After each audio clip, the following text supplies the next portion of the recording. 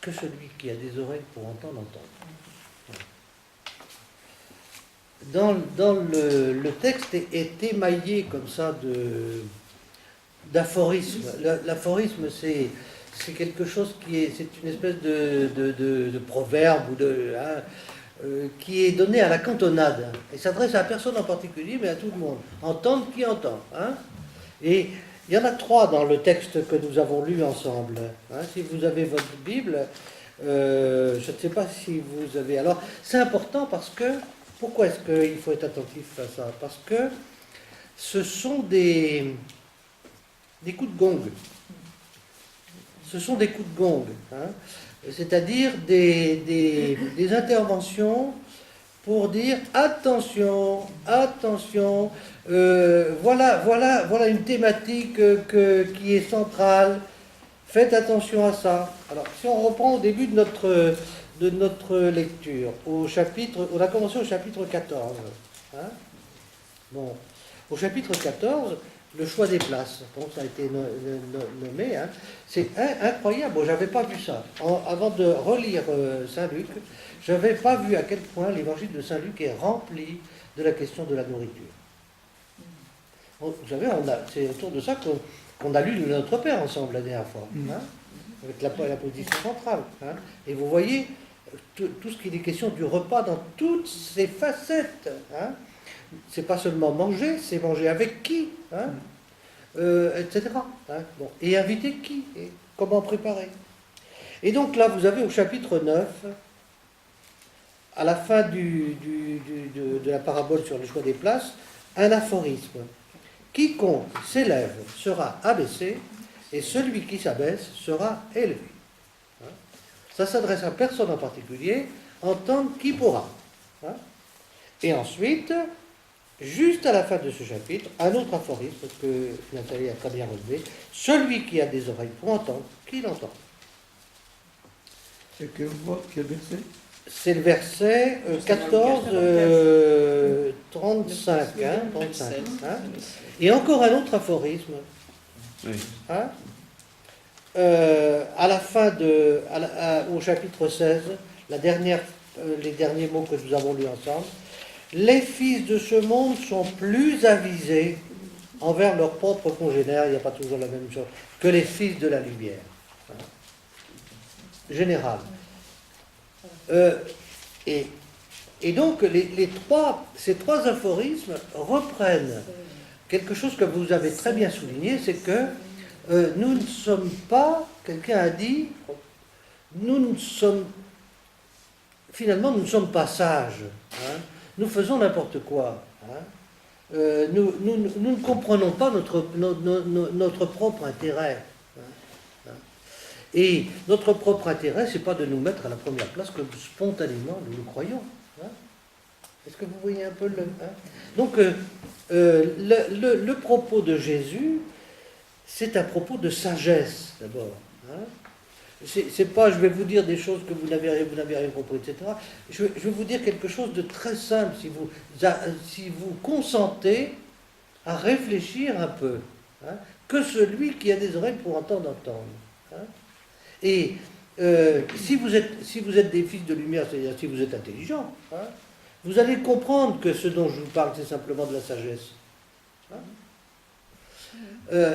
C'est très important d'entendre ça, parce que ça veut dire que effectivement, comme vous l'avez dit aussi, il est question d'abord de manger.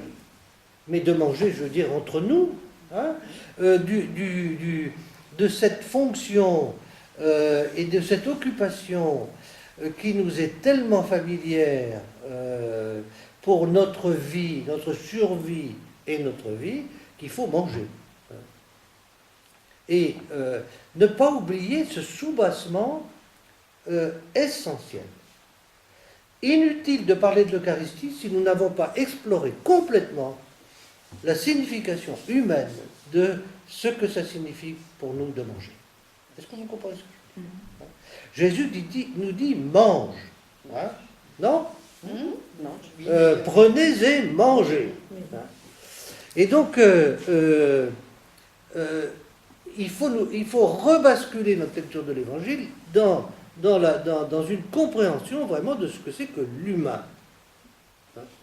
Et tout ce que nous avons aujourd'hui, c'est l'exploration de toutes les facettes de ce manger, depuis l'invitation jusqu'à l'installation à table, etc. Ça, c'est très important. Et c'est vrai que Nathalie a posé la question, est-ce qu'on va simplement souligner le mot manger? Non.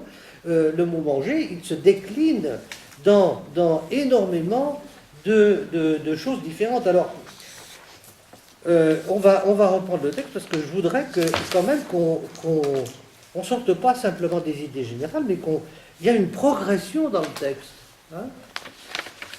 Donc, la première, dans le premier verset, il y a mange.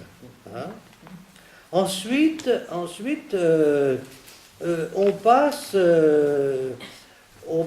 la première parabole, deuxième parabole, où est-ce qu'il est question de manger dans la première non? Non. Réjouissez-vous. Bah oui, Alors, réjouissez-vous, ça peut être pour un réjouissez-vous. Il appelle ses amis et ses voisins. Mangez avec qui? Réjouissez-vous. Alors, c'est pas marqué manger, mais ils prennent l'apéro. après, on va comprendre. Après, oui, c'est ça. C'est la première, on peut dire, c'est peut-être uniquement l'apéro. Et la deuxième aussi, c'est aussi l'apéro. Bah oui, c'est ça. Et elle appelle ses amis. Et alors, c'est certainement du raki parce qu'on est en Orient. Oui. Donc, elle appelle ses amis. Elle appelle ses amis et ses voisines. Bon. À la menthe pour les filles. Peut-être qu'à la menthe. Et puis on progresse après. On est encore dans l'implicite du repas là. Mais peu à peu, on va rentrer beaucoup plus profondément. Et la première, à moins que vous ayez, parce que moi j'oublie des choses. La première chose qui me frappe dans le troisième carré, c'est se remplir le ventre. Oui. Et puis la famine aussi. Alors, la famine, manger, prendre l'apéritif, se remplir le ventre, Abonde de pain. manger ce que mangeaient les porcs. Mon père abonde de pain et de famine. Oui, ceux qui ne mangent pas aussi. Bon. J'irai vers mon père, etc. Et le père dit, mangeons et festoyons. Mangeons, festoyons. C'est ça la chose. Bon. Et ils commencèrent à festoyer. Repris encore une fois. On passe à la quatrième. Il a effectué le veau gras. Alors le veau gras, on peut effectivement le souligner dans le même champ lexical. D'accord. Et ensuite, le veau gras est répété 2 fois. C'est ce qu'il y a de mieux. Bon. Festoyer est répété 4 fois. Est-ce que vous avez souligné festoyer? Oui. 2 fois à la fin du troisième cadre et 2 fois à la fin donc il y a une progression, comme vous l'avez très bien dit, on passe de l'implicite du repas partagé avec ses amis, où il ne manque personne, jusqu'au repas vraiment festoyer. Ça veut dire quoi? C'est qu'on relie l'idée de manger à l'idée de joie. Et donc là, on passe d'un champ de lexique à un autre, mais on lit les deux. D'ailleurs, moi, pendant toutes ces lectures-là, il y a quelque chose qui me frappe. C'est un autre passage de Saint-Luc, c'est les disciples d'Emmaüs. Parce que c'est pendant le repas qu'ils découvrent la lumière de Jésus. Parce qu'il leur a fait des explications théologiques et structurelles et tout ce qu'on veut depuis le début de la balade. Ils n'ont rien compris. Ils s'assoient. Très bonne observation. Moi, je trouve qu'il y a une chose qui est très frappante, c'est que ces 2 paraboles ou ces 2 textes, ils ont parcouru les siècles parce qu'on trouve des milliers de tableaux qui reproduisent ça. Oui. Si bien que c'est quand même bien la fête, le repas, la lumière finalement. Aussi. Alors, pourquoi est-ce que cette parabole, qu'on appelle le parabole du fils prodigue, mais c'est pas forcément le meilleur titre. Non.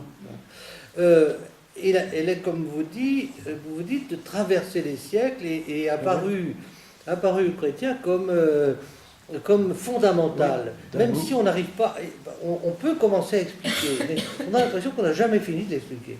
Hein. Parce que j'espère qu'on va pouvoir aller jusque-là, il y a plusieurs niveaux de lecture. Hein. Et ces plusieurs niveaux de lecture sont en fait une espèce de résumé de toute la Bible. Alors, revenons au texte. Manger, on a découvert manger.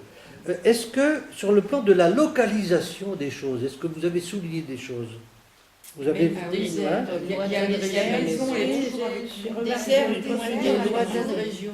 Alors, ça commence par le désert, non? Oui, le Hein? désert, puis après Le désert, après, c'est la maison, Les lointaines régions. Et la lointaine et région, toujours avec moi. et tu es toujours avec moi. Hein. Et donc, voyez comment Saint Luc compose son texte. Hein. Il localise à chaque fois d'une manière différente. Hein. Pour montrer qu'il veut nous emmener dans une espèce de progression. Hein. La dernière, c'est une progression qui n'est pas, c'est une localisation qui n'en est pas une. Ah oui, non. Puisque c'est la proximité du Père hein, qui localise ce dont il est question. Prenons l'idée du pécheur, parce que on a commencé par les pécheurs. Il y a combien de fois dans le texte inscrit pécheur ou péché? Combien vous avez trouvé? Il faut compter. 1, 2, 3, 4, 5, 6. 11. Ah non. Alors, moi j'en ai 6, moi. Péché. Ah oui, uniquement. Pécheur et péché. Non, faut pas. J'ai trouvé 6. Uniquement le chapitre 15, là. 6. Moi, j'ai pas mentionné ça. Il y en a 6 Hein? ici, moi j'ai Il fallait faire l'autre côté. Non, il faut Alors, faire que le 15. Hein, 6. hein. Et donc, 6 péchés. Mais ce qui est important, Moi, c'est... j'ai souligné perdu aussi. Oui, moi aussi. Alors, attendez, on va finir avec péché d'abord. Hein. Est-ce que vous avez bien vu que pécheur est nommé chaque fois une fois dans chaque cadre, dans les deux premiers, une fois dans chaque cadre, 2 fois dans le troisième cadre, et pas du tout dans le dernier. Ben, Hein? oui et non, parce que dans le dernier, il y a perdu et mort qui reprend le péché. Alors, effectivement, vous avez bien fait de ramener perdu Et mort. parce que il y a deux couples qui travaillent aussi à travers tout le texte, en même temps que le péché, c'est perdu et retrouvé, vie et mort. Hein? Et donc, perdu et retrouvé, vous l'avez Dans le troisième cadre. combien de fois vous l'avez trouvé dans le texte? Dans- Perdu et retrouvé. Ben, on l'a dans chaque texte. 7 perdus, Ouais. 1, 2, Ah oui, s'il y en a 3, un, 4, 1, 2, 3, 4, 5. Hein? Et vous voyez qu'ils sont plutôt rassemblés dans les deux premières paraboles. Hein? Il fallait un code couleur. Les deux premières paraboles. Hein? Et la brebis perdue. on va les retrouver un peu plus loin, à la fin de la première partie. Il était perdu et a été retrouvé. Hein?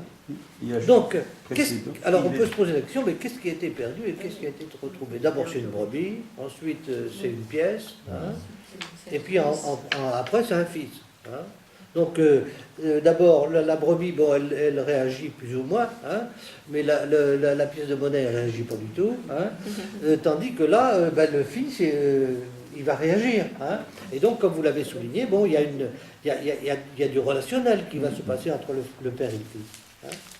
Et c'est quasiment le thème général de cet ensemble de paraboles, puisque c'est ça qui termine le texte. Parce que ton frère, que voici, était mort et il revit, il était perdu et il a été retrouvé. Est-ce que vous vous rappelez de cette figure de style qu'on a appelée l'encadrement, vous savez, hein, bon. Et donc c'est le thème général de ces paraboles, c'est la parabole de ce qui est perdu et de ce qui est retrouvé.